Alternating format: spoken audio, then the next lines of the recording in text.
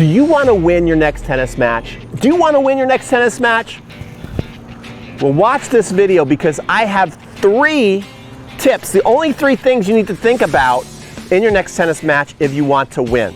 My name is Pete from Crunch Time Coaching. Right there is my buddy B2 who's already working hard for the like. So if you like that he ran and gave 100% effort and that he loves his doghouse, then what I want you to do right now is give this video a like and let's get into today's lesson.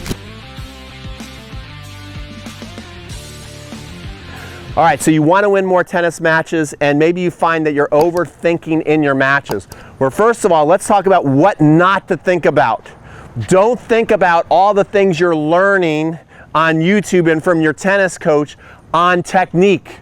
Don't think about the unit turn and then the pet the puppy move and then the wrist lag. Don't think about all that. That's too much to think about when you're playing your tennis match. So get rid of all the swing thoughts, work on that with your coach, develop that, and then naturally it will start to happen in your matches without you having to think so much. So get rid of that.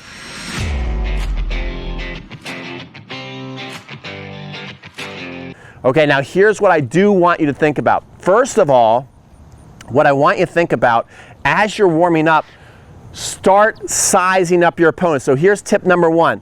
Start looking at your opponent and figure out, are they a righty or are they a lefty? Lots of people don't even know if they played a righty or a lefty after they came off the court. So first of all, figure out, are they a righty or are they a lefty? That's going to help you decide where you're going to hit the majority of your balls because most people have a bad backhand compared to their forehand. Their backhand usually is their weaker side. So as you're hitting with your opponent, kind of judge that and see, well, is this true? Do they have a better forehand or backhand? Do they like the ball right here in the middle, right here by their waist? Do they like the ball up high? Do they like the ball down low? What you're going to find most of the time is that most players like the ball right around here, right around the stomach area. This is where they like to hit the ball and feel great.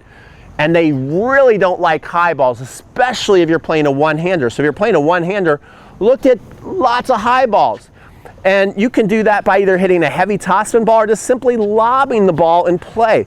But figure out what your opponents like and don't like. And then especially in those first couple of games, you're probing to see, do they like to stay at the baseline? Do they like to come to the net? Do they hate to come to the net?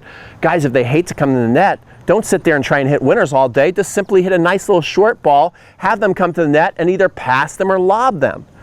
So that's tip number 1 to think about. Think about what they like and don't like to do.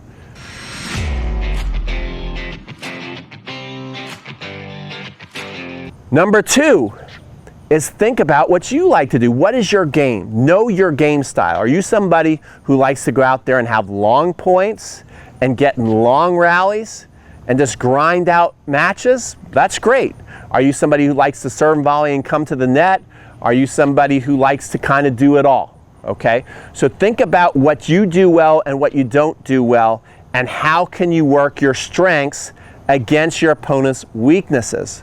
So once you start to really figure out this, you're going to be in great shape. And then the third and most important thing I want you to think about when you go out and you play your next match.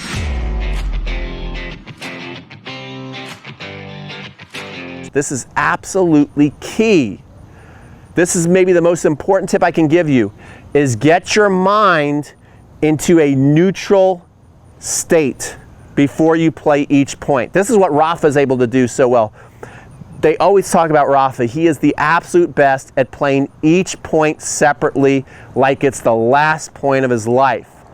And I heard this from somebody who was a top player in Texas, I believe, in the 50 and over range with USTA. And he said that his coach taught him how to be neutral before each and every point. And I thought this was amazing. And he said, you know, after a point, you're either going to be in high positive. What is high positive? Like you hit a scorching winner down the line. It's a big pressure point. You hit it and you're like so over the moon. You're like, yeah, come on, let's go. And that feels great, but you might be like too high, too just over the moon emotionally to play the next point. You might be too amped up.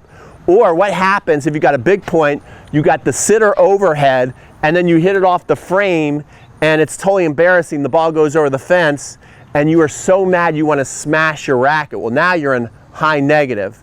You can also be in low positive or low negative, which means you're just kind of happy or a little disappointed. But what you want to do is, after the point, acknowledge where you are. It's okay. It's okay to get upset once in a while. We're not teaching you how to be robots out there. But once you kind of see yourself miss a shot and you're super mad, learn how to get over it within those 25 seconds you're given. And then before you walk up to the line, make sure that your mind is in a neutral state, that you've let go whatever has happened, whether it's something great that just happened to you or whether it's something bad that just happened to you.